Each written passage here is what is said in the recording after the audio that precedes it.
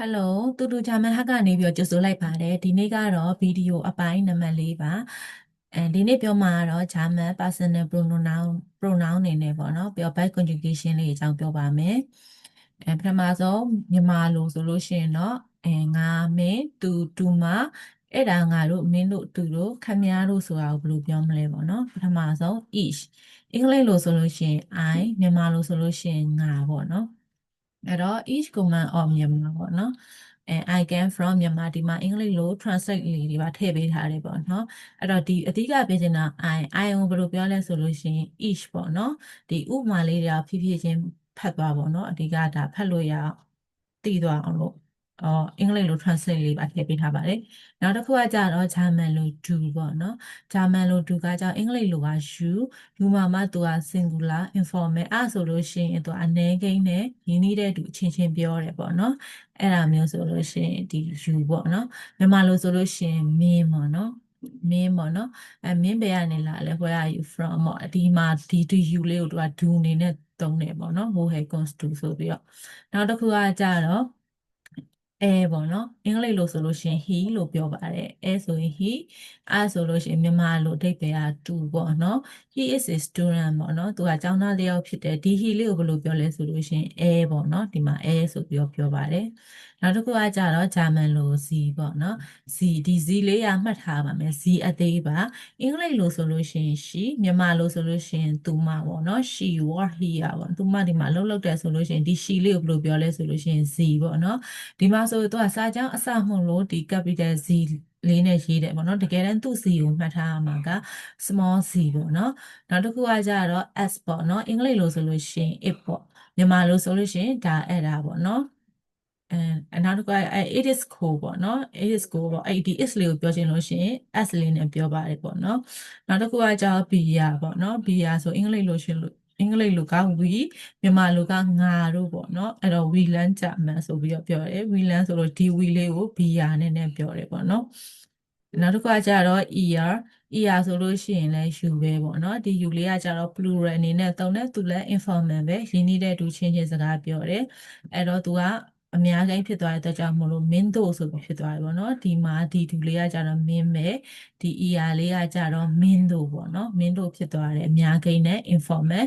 where are you from မင်းတို့ဘယ်ကလာလဲဆိုလို့ရှိရင်ဒီမှာ who has goes ear ပေါ့နော် ER လေးပေါ့ဒီ U လေးကိုပြောချင်လို့ရှိရင် ER နောက်တစ်ခုကလည်း Z အသေးပဲအင်္ဂလိပ်လိုဆိုလို့ရှိရင် day မြန်မာလိုဆိုလို့ရှိရင်သူတို့ပေါ့နော်ဒီ day လေး in မြန်မာသူတို့ဒီရန်ကုန်မှာနေထိုင်နေဆိုလို့ရှိရင်ဒီ day လေးကိုပြောချင်လို့ရှိရင်ဒီမှာဆို Z လေးနဲ့ပြောတယ်ပေါ့နော်ဒါလည်း capital Z ပဲဒီ Z ကအခုနှစ်မျိုးရှိရဲ့small Z လို့ပြောရမှာနော် small Z ပဲ small C ဒီဥစ္စာလည်း S အသေးလေးဒါလေးလည်း S အသေးလေးဒီ S အသေးလေးကဒီမှာ she ပေါ့ she ဒီ S အသေးလေးကကြာ they ပေါ့နော်ဒီမှာကျတော့သူမဒီမှာကျတော့သူတို့ပေါ့နော်နောက်တစ်ခုကကျတော့ဒီမှာမှ C S အကြီး S အကြီးပေါ့နော်သူက S အကြီးသူကကျတော့ U ပေါ့သူ့ကိုကျတော့အနည်းကိရောအများကိရောနောက်တစ်ခုကကျတော့သူကအဓိကမှတ်ထားမှာကယဉ်ကျေးတဲ့ပုံစံ respectful ပေါ့နော်တခုထက်အသက်ကြီးတဲ့လူမင်းရင်းနေရလူဒဇိန်တွေကိုကိုကလေးစားတဲ့အနေနဲ့စကားပြောတဲ့ခါကြလို့ရှိရင်ဒီအကြီးစီနဲ့တုံးတယ်ပေါ့နော်အဲ့တော့ခမည်းလူပေါ့နော်ဒါလေးကမှားနေတာအဲ့တော့ where are you from မင်းတို့ဘယ်ကခမည်းတော်ဘယ်ကလာလဲမင်းတို့ဘယ်ကလာလဲပေါ့နော်အဲ့လိုမျိုးအဲ့တော့ဒီနေရာမှာဆိုလို့ရှိရင် C အကြီးလေးပေါ့နော်ဒီမှာဒါစာကြောင်းအစမလို့ S အကြီးလေးနဲ့တောင်းတာတကယ်တမ်းသူ C လေးက D ကS အသေးလေးပေါ့နော်ဒီ C လေးကတော့ဒီမှာစာကြောင်းနောက်ဆုံးဖြစ်လဲ Z အကြီးလေးနဲ့တုံးနေပေါ့နော်ဆိုလို့ရှိရင် Z အကြီးလေးနဲ့တုံးလိုက်လို့ရှိရင်ဒါဟာဟိုပေါ့နော်လေးစားတဲ့အနေနဲ့တယောက်ယောက်ကိုပြောတယ်ပေါ့နော်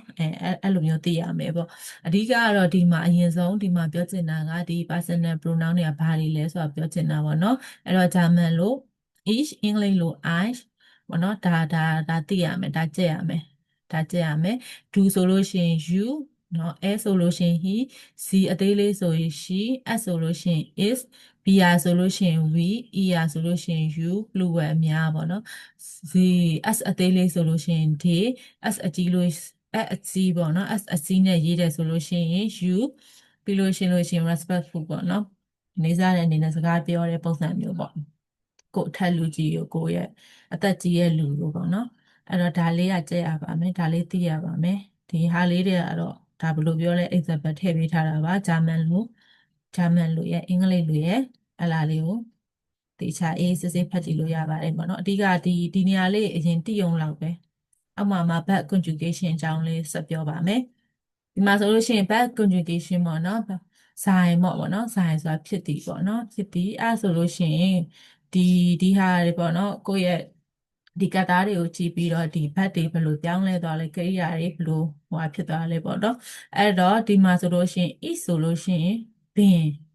ဘင်ပေါ့နော် is ဆိုလို့ရှိရင်ဘင်နဲ့ဆိုရယ်ဘင်ဖြစ်ရမယ်ပေါ့နော် ich bin ဒီမှာအင်္ဂလိပ်လို့ဆိုလို့ရှိရင် I am ကိုပြောချင်လို့ရှိရင် ich bin နဲ့ပြောရတယ်ပေါ့နော်အင်္ဂလိပ်မှာဆို I am ဂျာမန်လို့ဆိုလို့ရှိရင် ich bin နဲ့ပြောရတယ်နောက်တစ်ခု do ဆိုလို့ရှိရင် bis လို့မှတ်ရမယ် do ဆိုလို့ရှိရင် bis အဲ့တော့အင်္ဂလိပ်လို you are လို့ပြောချင်လို့ရှိရင်ဒီမှာဂျာမန်လို do bis နဲ့ပြောပါတယ်နောက်တစ်ခုက as ဆိုလို့ရှိရင် is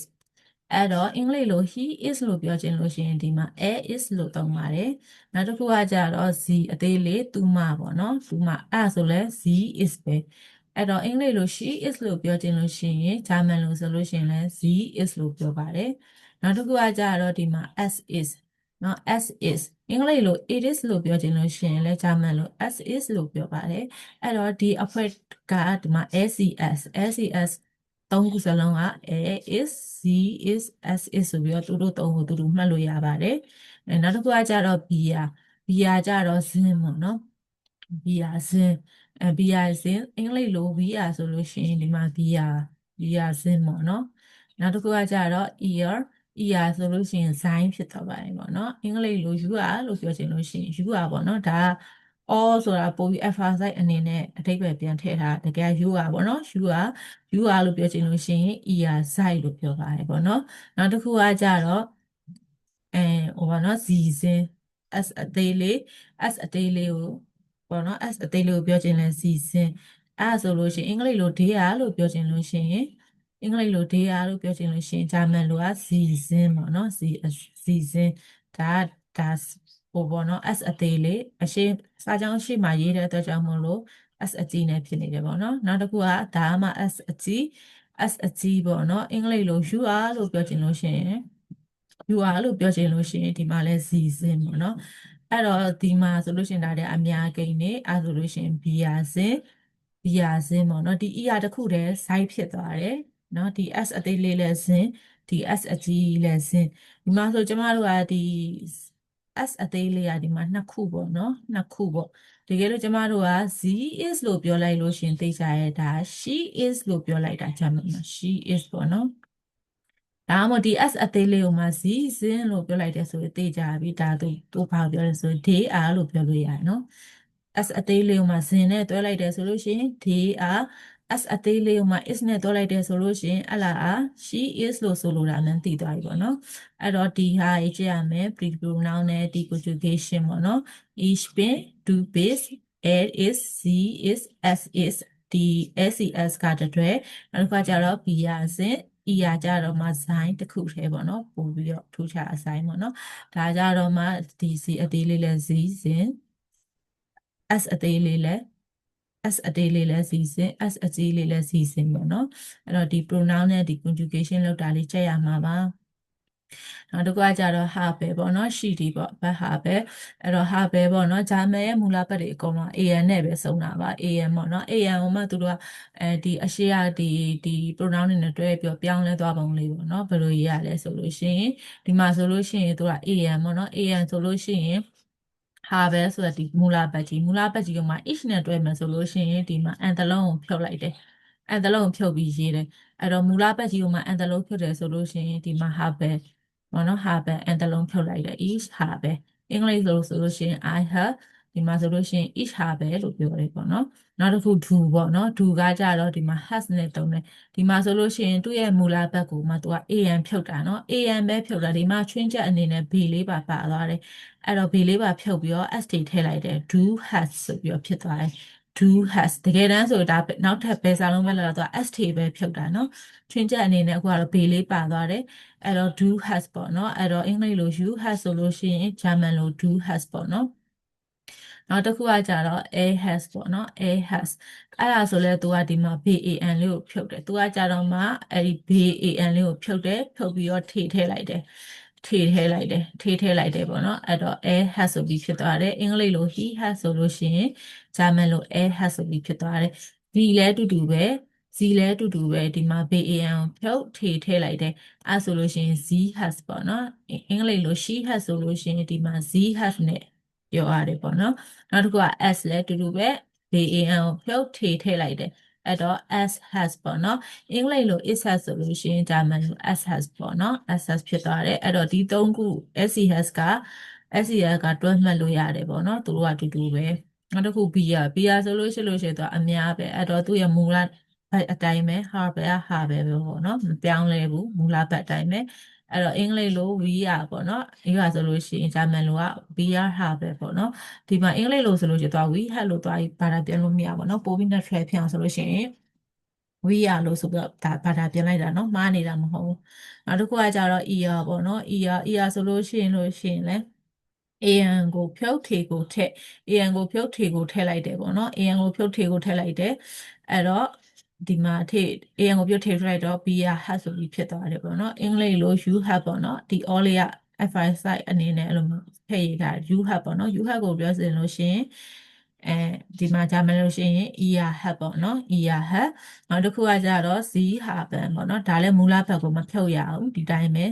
z have ပဲအင်္ဂလိပ်လို they have လို့ပြောချင်လို့ရှိရင်ဒီမှာ z have နဲ့ပြောတယ်ပေါ့နော် z have နောက်တစ်ခု s အကြီးပေါ့နော်သူလည်းမဖြုတ်ရဘူးမူလဘတ်အတိုင်းပဲ have ပဲပေါ့နော်အင်္ဂလိပ်လို you are လို့ပြောချင်လို့ရှိရင်ဒီမှာဆိုလို့ရှိရင်ဂျာမန်လို z have ဆိုပြီးပြောတယ်ပေါ့နော်အဲ့တော့ဒီမူလဘတ်တွေပေါ့နော်မူလဘတ်ကိုအမြဲတမ်းကြည့်ပြီးကိုကအဖြုတ်အသက်အဲ့လိုမျိုးရေးရမှာပေါ့နော်အဲ့တော့ဒီဟာ each နဲ့တွဲမယ်ဆိုလို့ရှိရင်မူလဘတ်ကျိုး an မူလဘတ်ကျိုး an ဖြုတ်ဟာပဲဆိုပြီးတော့ဖြစ်တယ်ပေါ့နော်ဒူနဲ့ဆိုလို့ရှိရင် ban ကိုဖြုတ်နော်တကယ်က an ပဲဖြုတ်အောင်ပါပေါ့နော်နောက်ဘတ်တစ်မျိုးလုပ်ပြထားသေးတယ်အောင်မှာအဲ့တော့သူကဒီမှာ ban လေးကိုဖြုတ်ချွင်းချက်အနေနဲ့ st ပေါင်းထည့်လေးပေါ့နော်နောက်တစ်ခုဒီမှာဆိုလို့ရှိရင်လည်း ban ကိုဖြုတ် SES တုပ်ကူလုံးအတူတူပဲ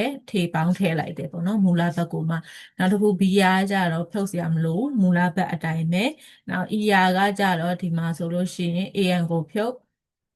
ပေါင်းထည့်လိုက်တယ်ပေါ့နော် AN ကိုဖြုတ်ပေါင်းထည့်လိုက်တယ်နောက်တစ်ခုဒီ Z အသေးလေးနဲ့ Z အကြီးရလည်းမဖြုတ်ရမူလဘတ်အတိုင်းပဲပေါ့နော်ဒီ BR ရဲ့ဒီ Z အသေးလေးနဲ့ Z အကြီးလေးရတော့မူလဘတ်တွေအတိုင်းပဲပေါ့နော်ဒီပါရာဒါဘယ်လိုပြောလဲဒီဟာလေးတွေအရင်ပြောချင်တာဖြစ်တဲ့အတွက်ကြောင့်မလို့ဒီပါရာပြန်နေရတော့အချိန်ရတယ်ဆိုကိုယ့်ကိုဖြစ်လေးဖတ်ကြည့်ပေါ့နော်နောက်တစ်ခုကကြတော့အောက်မှာဒီဒေါက်တာဘတ်တစ်ခုလုပ်ပေးထားတယ်ပေါ့နော်လာနန်ဆိုရမူရင်းဘတ်ကြီးကိုပေါ့နော်အဲ့တော့ each နဲ့တွဲမယ်ဆိုလို့ရှိရင်ဆိုလို့ရှိရင် angle ဖြုတ်လိုက်တဲ့အတွက်ကြောင့်မို့လာနန်ဆိုဖြစ်သွားတယ်ပေါ့နော် each လာနန်ဖြုတ်လိုက်တယ်ပေါ့နော်နောက်ဒူနဲ့ဆိုလို့ရှိရင်ဒီမှာ an ကိုဖြုတ် st ထက်ဆိုတော့ length ဆိုပြီးတော့ဖြစ်သွားတယ်ပေါ့နော်မူလဘတ်ကိုမှ an ကိုဖြုတ်ဒီမှာ st ကိုသွားထည့်တယ်ပေါ့နော်ဆိုလို့ရှိရင် u land လို့ပြောချင် do lands ပေါ့နော်ဒီမှာဆိုလို့ရှိရင်လည်းပထမအပေါ်တစ်ကြောင်းမှာဆို island လို့ပြောချင် each land ပေါ့နော်နောက်တစ်ခုကကျ ဆိုလို့ရှိရင်လည်းဒီမှာသူက an ကိုဖြုတ် an ကိုဖြုတ်ထိသွားထဲပေါ့နော် air lens ပေါ့နော်အင်္ဂလိပ်လို he lens ဆိုလို့ရှိရင်ဂျာမန်လိုက air lens ပေါ့နော်ဒီမှာ z ဆိုလဲတူတူပဲ c ဆိုလဲတူတူပဲပေါ့နော် an ကိုဖြုတ်ထိသွားထဲ an ကိုဖြုတ်ထေသွားထဲနော် s ဆိုလို့ရှိရင်လည်းတူတူပဲ an ကိုဖြုတ်ထေသွားထဲ an ကိုဖြုတ်မူလဘတ်ကိုမှ an ကိုဖြုတ်ထေသွားထဲပေါ့နော်အဲ့တော့ a c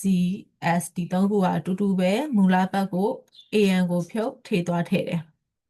နော်နောက်ဒူကကြတော့ an ကိုဖြုတ် st ထဲ SEL ကလည်း an ကိုဖြုတ်ဒါပေမဲ့သူကကြတော့ထေတစ်လုံးနဲ့ပေါင်းထည့်တယ်ပေါ့နော်အဲ့တော့အင်္ဂလိပ်လိုဆိုလို့ရှိရင် he land လို့ပြောချင်ရင် air land she land လို့ပြောချင်လို့ရှိရင် z land it land လို့ပြောချင်လို့ရှိရင် s land ပေါ့နော်နောက်တစ်ခါကျတော့ br ဆိုလို့ရှိရင်မူလဘတ်ကိုမှဘာမှဖြုတ်စရာမလိုဘူးလာနန်ဆိုလို့ရှိရင်လာနန်ပဲ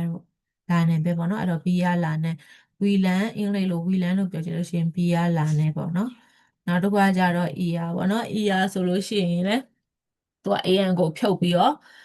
ထေပေါင်းထည့်တယ်ပေါ့နော်သူကကြောင့် SES နဲ့ဒီမှာဆင်းသွားတယ်ER ကလည်း AN ကိုဖြုတ်ထေပေါင်းထည့်ပေါ့နော်အဲ့တော့အင်္ဂလိပ်လိုယူလန်လို့ပြောချင်လို့ရှိရင် ER လန်ဆိုပြီးပြောတယ်နောက်တစ်ခု C အသေးလေး C အသေးလေးပေါ့နော် C အသေးလေးဆိုဘာမှဖြုတ်စရာမလိုဘူး Z လာနေပေါ့နော်အဲ့တော့အင်္ဂလိပ်လိုဒေလန်လို့ပြောချင်ဒီမှာ Z လာနေပေါ့နော်နောက်တစ်ခုကZ အကြီးပေါ့နော် S အကြီးလေးသူလည်းမူလဘက်ကိုဘာမှမဖြုတ်ရဘူးသူလည်း Z လာနေအဲ့တော့အင်္ဂလိပ်လိုယူလန်လို့ပြောချင်လို့ရှိရင် Z အကြီးလေးနဲ့ Z လာနန်းဆိုပြီးပြောလိုက်ရမယ်ပေါ့နော်အဲ့တော့ဒီမှာဆိုဒါ back conjugation ဘယ်လိုလုပ်လဲပေါ့နော် back conjugation ဘယ်လိုလုပ်လဲအဓိကဒီမှာမူလဘက်ကြီးကိုမှ e ဆိုလို့ရှိရင် n တစ်လုံးဖြုတ်တယ်ဒူဆိုလို့ရှိရင်မူလဘက်လာနန်းကြီးကိုမှ an ကိုဖြုတ် s တွေပေါင်းထည့်တယ် ses ဆိုလို့ရှိရင်မူလဘက်ကိုဖြုတ်ပြီးထေသွားပြီးပေါင်းထည့်တယ် br ဆိုရင်တော့မူလဘက်အတိုင်းပဲဖြုတ်เสียမလို့ဘူး er ဆိုလို့ရှိရင်လည်း an ကိုဖြုတ်ထေပေါင်းထည့်တယ်ပေါ့နော်နောက် z အသေးလေးနဲ့ z အကြီးဆိုလို့ရှိရင်လည်းဘာမှပြောင်းလဲเสียမလို့ပေါ့နော်မူလဘက်လာနန်ဆိုပြီးတော့ပဲပေါ့နော်အဲ့လိုမျိုးပါဒီဟာပဲကြောင့်လည်း changes လေးမှတ်เสียရှိတယ်ဒီမှာဆိုလို့ရှိရင် n ကိုဖြုတ် each နဲ့ဆိုလို့ရှိရင်ပေါ့နော် n တစ်လုံးဖြုတ်ဒူနဲ့ဆိုလို့ရှိရင်သူက s တွေပေါင်းထည့်ရမှာလေဒီမှာက an ကိုဖြုတ် b လေးပါဖြုတ်လိုက်တဲ့အတွက်ကြောင့်မို့လို့ hat ဆိုပြီးတော့ဖြစ်သွား b လေးပါဖြုတ် s ရဲ့ s ရဲ့ s ရဲ့ကြာတော့ ban ကိုဖြုတ်လိုက်တယ်ပေါ့နော်ဒီမှာထေဆိုပြီးတော့ပေါင်းပြီးတော့ထည့်လိုက်တယ်ဒီမှာကျတော့ b လေးပါဖြုတ် BAN ပဲပေါ့နော်အပေါ်မှာကြာလဲ BAN ဖြုတ် ST ထဲအောက်မှာကြာ BAN ဖြုတ်ထေတစ်လုံးပဲပေါင်းထည့်တယ် BR ကြတော့ဟာပဲ ER ကြတော့ငကိုတိုင်းပဲပေါ့နော်ငကိုအောက်ကပတ်လို့ AN ကိုဖြုတ်ထေတစ်လုံးသွားထည့်ဆိုဒီမှာ B လေးပါသွားတယ်ပေါ့နော်ဒီ C အသေးလေးနဲ့ C အကြီးလေးကတော့တူပဲပေါ့နော်အဲ့တော့ back conjugation လုပ်တဲ့ပုံလေးတွေဒီဟာလေးတွေမှတ်ရမယ်ပေါ့နော်ဘယ်လိုလုပ်ရလဲပေါ့နော်အပေါ်မှာဆိုလို့ရှိရင်တော့ဒီ conjugation ဒီဟာလေးရကြက်ရမယ် e ဆိုလို့ရှိရင် bit do ဆိုလို့ရှိရင် bis ဖြစ်ရမယ် s ရဆိုလို့ရှိရင် is တွေပဲဖြစ်ရမယ် br ဆိုစဖြစ်ရမယ် er ဆိုဆိုင်တွက်ကဆိုင်ဖြစ်သွားမှာเนาะ c အသေးအကြီးကတော့စင်းပဲပေါ့เนาะအဲ့တော့အဲ့လာလေးကြက်ရမယ်ဒီမှာဆို German personal pronoun တွေကဘာလဲဆိုတာလဲဒါလေးတွေကြက်ရမယ်ပေါ့เนาะအဲ့တော့ဒီနေ့ဗီဒီယိုအပိုင်းလေးကတော့ဒါဒီလောက်ပါပဲပေါ့เนาะဒီလောက်ပါပဲကျေးဇူးတင်ပါတယ်